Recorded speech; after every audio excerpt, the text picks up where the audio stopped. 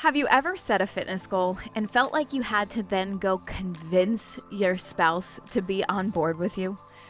If you've ever had that conversation, you know many times it turns into conflict. Okay. And it ends up being very difficult to navigate. Today, what Brian and I are going to do with you is we're going to teach you how to have a hard conversation and a very effective conversation with your spouse about your fitness and health.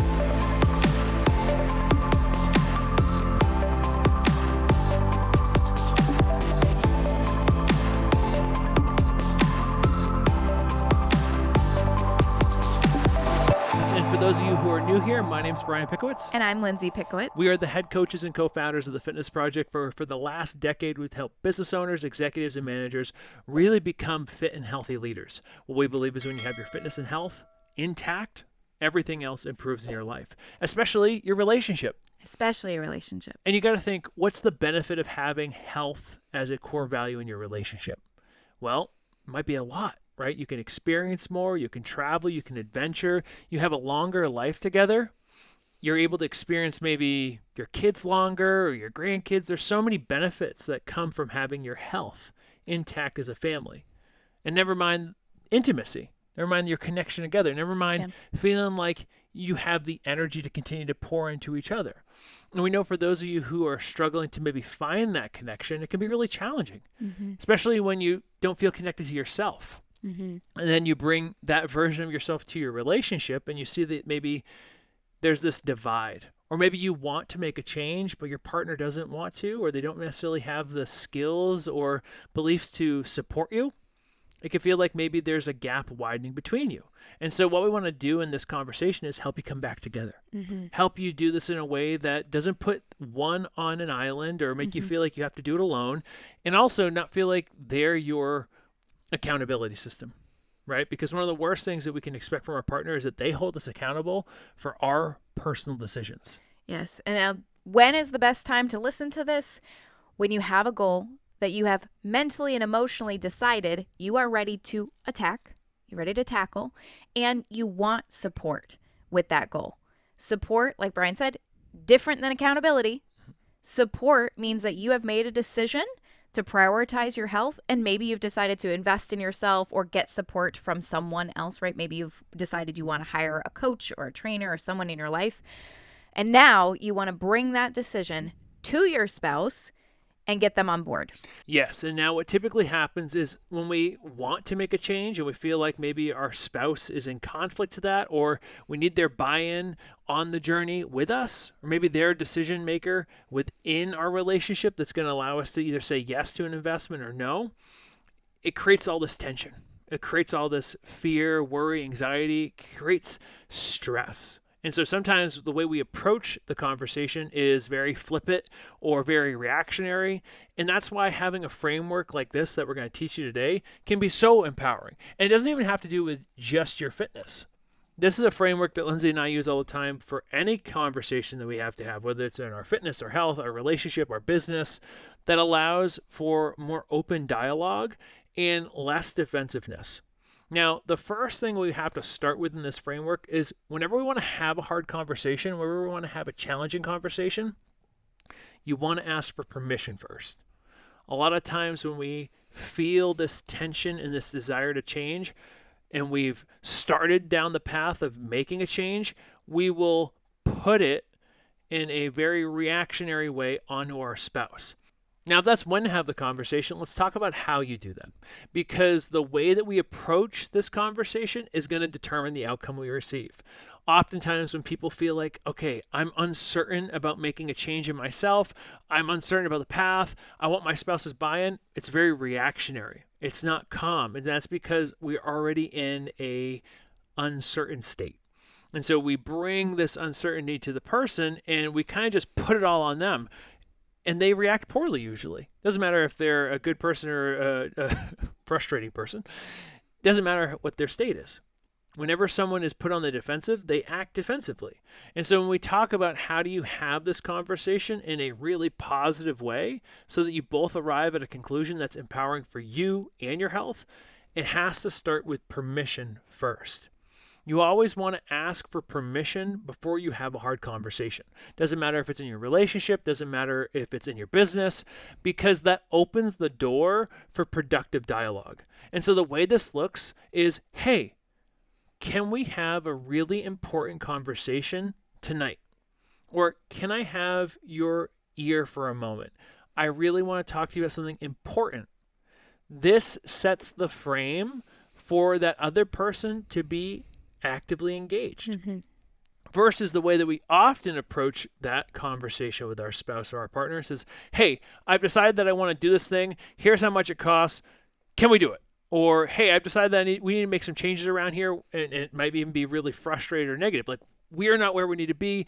We need to make a change. You don't support me, because now everything comes to the surface. And if that's the way you're approaching the conversation, that person's not going to be able to support you. And so we always want to start a hard conversation by asking for permission.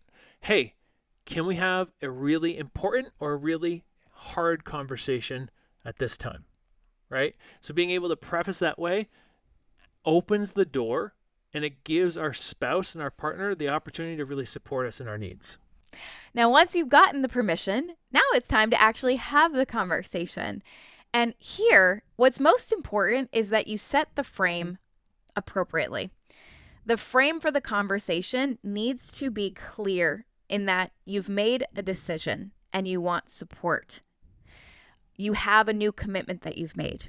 Now, how you actually say this is when you do sit down and your spouse says, well, what's this about? Right? Because that's always going to be their first question. You don't say, I want to hire a fitness coach and here's how much it costs. It's, I'm really working on a decision right now. I've decided that I need to prioritize my health, and I really want to make a commitment to that. And I want to have a conversation with you about that decision.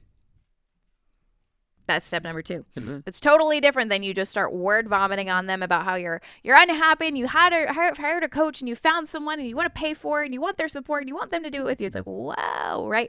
And we're going to keep contrasting like this, because this one skill of being able to have a hard conversation with the person that's closest to you in your life is going to have a dramatic positive ripple effect, both on, yes, your health, but also on every area of your life. And what I want to tie in here is the same thing with asking for permission. You can quantify it. Like, I want to have a really important conversation about my health, right? You can still say, I really want to have an important conversation about my health. I've made a decision that I need to work on my health. You might not know what the decision is going to lead to, but it's like, I'm really in this position where I've made a decision that this has to be important. And then that leads us to the third step, which is you have to be vulnerable. I'm going to speak as a man. I am not always observant of every single one of Lindsay's challenges, and she might not always be vulnerable with me with what she's actually experiencing. She thinks she has to be strong. Lindsay's a very strong woman. And in our business, for example, she takes on challenges.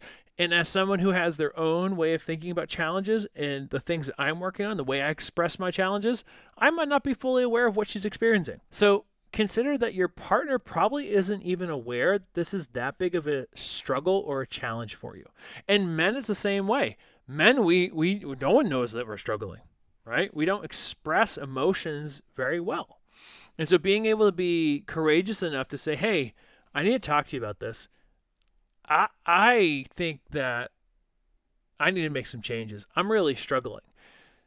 The key here is the vulnerability is about you and not them. Sometimes what happens when we're in this position is we start to blame unconsciously the other person in our relationship. Like, hey, I'm really struggling and you're not supportive and you don't really give me what I need. And that puts that person in a totally defensive state too, because they're like, hey, you want to change. I don't want to change. Now you can say, hey, I'm really worried about our health. Right? That's vulnerability. I'm worried that we're on the wrong path. I want us to have a beautiful life together. I want us to be able to enjoy our grandkids. I want us to be able to travel and adventure. I don't want us to be suffering. I don't want us to be on this path where we're not able to enjoy the life that we've built. And it's really important that we start taking care of ourselves. Yes, when you're giving this vulnerability piece, you really want to be open about what you're experiencing and why this is important to you. And it happens to intersect your relationship, then share that openly too. Mm-hmm. You're not trying to persuade or manipulate your spouse into caring about their health. That shouldn't be your goal. Especially if you've decided something's important to you. Yes. Remember, if you lead and you go first, eventually, most likely, your spouse will follow you. Yes.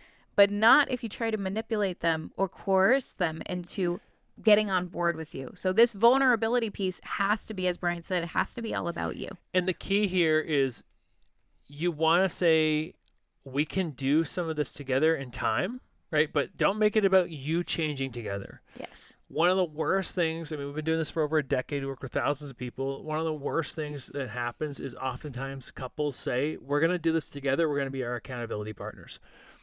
Accountability needs to come from people who already have the experience, evidence, and knowledge that you need, right? I can't hold someone accountable to be a great skateboarder if I don't know how to skateboard. That's something I literally have no skills on. That's why I use that. It's like a random reference, but it's like, I don't know how to skateboard. So you want to be, if Lindsay's like, hey, I want to start skateboarding. And I said, okay, well, let's learn it together. Let's learn it together. How am I going to know how to support her? How am I going to know how to hold her accountable? I don't know any of the skills, the tools, and I don't have the knowledge. Yeah. So one of the things you really want to be intentional about is, I want to do this for me. Here are the benefits. Here's how it could improve our life. I think it's really important that I have support, but I want you to be a part of it too. Yep. I need your support, but I also need some external accountability, or I need to start doing this. And it can be something that we do together, but I don't want us to be accountability partners in this. I want us to be partners, right? Lindsay and I are not accountability partners. We are lovers. We are husband and wife. We are best friends. I want to make sure that if I need accountability as Brian, I have that from a source that allows me to be better in this category. Yes. From that place of openness and vulnerability, you're probably going to get a lot of head nods. Okay, I understand. And now at this point, your spouse is going to be waiting to see, what are you about to ask? What are you going to ask for? And that's good. That's a good thing. You don't want your spouse to be jumping in and giving you solutions and saying, we'll do it together. If that happens, come back and be clear. I am not asking for accountability from you. And if the men are listening, do not fix the problem. Listen. Yes. Right? We're fixers. I want to fix everything. I am Mr. Fix-It. But I need to listen. My job is not to fix Lindsay. My job is to listen and hear her out. Now, I might ask questions along the way tell me more. How does this really impact you? How long have you been feeling this way? Well, I didn't know this. Tell me more. Like, I can still be curious, but I do not want to show up and fix the problem, at least right away. I want to get permission for that later. Now, what is your ask? This is where you're going to transition into the fourth section, if you will, of this framework, which is where you're going to be asking for their support on your decision. Now, you're going to come back and say, like I said at the beginning, I decided that I want to prioritize my health. And you're going to share what you have done to back up that decision so far, which means I have done research. I have actually decided I want support externally. I want a coach or whomever you've decided you want support with, whatever you've researched. Yes. And I have found that there's a solution that I think is actually going to give me everything that I need. That solution I have found is the decision that I want your support in making. Insert sharing the decision or who you found or what the solution is right there. You can explain as much or as little. More likely than not, you want to explain less so you don't overwhelm your partner with details that they don't need. But all you need at this point is to say, I've found someone that's going to help me. I've done the research. I know that this is the right move for me. And I'm looking to see if you will support me in this move. And from there, here's what's important. Pre-frame any details that might create some resistance. So, for example, if this is a financial investment that you're going to have to make to get the solution you need, then you might want to say something like, hey, and this decision that I'm making, this desire to pull someone in, it is an investment. Like, you want to basically read their mind, because they're going to be like, oh my gosh, you're really going to do this? Okay, well, what about this goal that we have? And there might be resistance there. So pre-frame like, hey, it is an investment, or hey, it is going to take an hour of my time a week. It is going to insert giving them clarity on whatever there might be resistance to. And then come back and just say, I know that that's going to be the case, and that's why I'm bringing it to you. And you're asking for their support, and you're showing your respect for them by saying, that is exactly why I'm bringing this to you. I've decided I need this. I want this. Will you support me in it? Can we find a way? Yep. That is it. Now, you have the framework, and if you're on the other side, or maybe you're someone who's approaching this, okay, I feel better, I have a framework, but there's still uncertainty. The most important thing that you have to remember is that this should be a neutral conversation. Now, the vulnerability is going to bring up emotions. For sure. But we want to, again, make it about us. This is about the thing I am dealing with, thing that I want for us. I can want something for us, but I don't have to say it's about you changing. Second thing we want to do is we want to be mindful of the emotions. Mindful of the emotions is recognizing maybe when the emotions start to peak. Sometimes we'll have a hard conversation and then, it starts ramping up, right? That happens. You ramp up a conversation. All of a sudden you start seeing the tension in the room. Your voice raises. Different words come out, right? They're not loving. Okay, hey, let's come back. Come back to the intention. Come back to, hey, that's okay. Let's take a moment. Let's come back. Yeah. Come back to the common ground. Yeah, it's okay. It's okay to feel emotions. It's okay for those things to come up. But we want to continue to approach this in a more neutral way. And again, we're working on solving a problem together. That's what we're trying to do. We're trying to work on solving this problem together. I want your support. And if you're on the other side, be an active listener. Engage. Listen. Okay, what is she actually saying? What is he actually saying? How can I be supportive? Is there anything true here? When it feels challenging, be mindful of your own emotions. And again, stay curious. Ask questions. From there, now the hard part is over, and you can shift into problem solving together. Like Brian said, it's a problem solving equation now. Once the emotional support is present, you guys are on the same page, then it's okay, how can we do this? What can we make work? And I'll close with an example. I have my own performance coach that works directly with me. Brian and I basically made a common shared decision 2 years ago, I think at this point, for me to get my own coach, because a lot of times Brian is a great coach. Not everybody knows that, but he's an excellent coach. And many times when we are in business together, Brian can find himself, or in the past especially, he could find himself in that coaching seat more often than was healthy for our dynamic and our relationship. He would be coaching me, and that was a big burden on him. Just because he's good at it doesn't mean he's the one who should be doing it.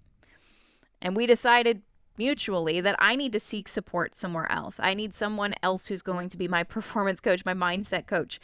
And I found someone who is going to be supportive for me. Now, I've gone through some different coaches, and I'm still in coaching personally, but my time has come where I would actually like to work with my coach for another year. And I have already made that decision in my head that coaching is really, really good for me. Like tiny little tweaks make a huge difference in how I show up as a leader. So it's already in my head that the benefits are there. The necessity is there. It's absolutely worth the financial investment to me. However, there's a new financial goal that we have as a couple that particular decision was slightly in conflict with. And Brian started bringing up our financial goals. Well, what about this? And what about that? And we decided we were going to do this. And well, do you really need that? And he started kind of poking at my decision a little bit. Now, as he said, those emotions got a little heightened, but I was very clear and direct. This is what I need. I'm willing to be flexible, but this is my decision. And I love you and I want to respect you and support you, but we got to find a way to work together here. And essentially what happened from there was a very easy negotiation on how to split up the payments. And once we came to a mutual decision around the payments and that, hey, your goal is not going to be off the table, my goal can still be met, and we found that common ground, the decision was very easy. So I share that example because it ties together all these different elements that we're talking about needing to be vulnerable, open, be clear with your communication about the decision that you've made and why you want to do it and how it supports you. But then be open and problem solve together. It doesn't have to be one way. If you're open to that and you can problem solve together, you'll be able to get to the other side much stronger than you went in. And with that conversation that Lindsay shared, at first it felt really reactionary, right? Even when I was starting to talk, I said, well, and I was kind of neutral. I was like, I think that we want to look at this. Here are the things that we actually need right now. If we're going to allocate our finances towards coaching or mentorship, we need to focus on this. These are some things I'm seeing. And at first, Lindsay was really defensive because she had made a decision in her mind. Well, I've already made a decision. That's what I'm doing. And I was like, hey, doesn't feel like we're really open right now. It doesn't feel like we're having a conversation about this. I want to just be able to talk to you about this. We're not trying to conflict with anything. And it was the coming back to the goal that was so important. Coming back to the goal, which is being a good partner, having a good relationship, having a healthy relationship, getting support, making sure that we're able to be successful as a unit, which is why it's so important that maybe for yourself, you ask yourself, well, what's really important for me in my relationship? What's really important for me in my health? What's really important for me, some of the decisions I need to make? Because if we don't know, then everything is uncertain. So you get clarity on that. And I think it'll be really helpful too. But this is the framework. And we know that this is going to be something that you can come back to again and again and again, because you're probably going to have hard conversations all throughout your life. And it doesn't matter if it's about your fitness and health, if it's about where your kid's going to go to college, it's about the next investment you're going to make in your business, where you want to move, whatever it is, family planning. Being able to use this framework to ask for permission to state your commitment or your desires, what you really want, right? What's really important. Be vulnerable. Be open, express your feelings, express your thoughts, your challenges in a vulnerable way that is not about the other person, but is about you and what you're experiencing. And then ask for support. Ask to get on the same page. Ask, what are we going to do here? How can we work as a team?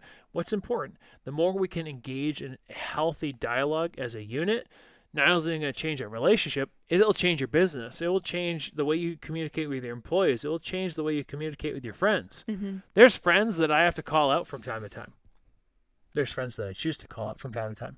And I will say, hey, can I give you some feedback? That is me asking for permission. So you can use this framework in multiple ways, but it really is powerful when it starts in your relationship, because that's the most important relationship in your life. That said, I hope this has been helpful for you. Please do take this framework, use it over and over again, and watch all of your relationships become better. Watch you become a better communicator, because that's really what you're going to gain from this. It's not just the decision that you're currently wrestling with. It's you becoming the kind of person who can have these conversations and stay steady. And that's a big deal. So go enjoy it. I know it's hard. I know there's growth there and it's uncomfortable, but you're going to be so much better for it. So go express what you need with love. Go have a hard conversation, and we will be cheering for you from the other side. Let us know what your biggest takeaway was in the comment section below. On that note, go out and conquer your day. Cheers. Cheers.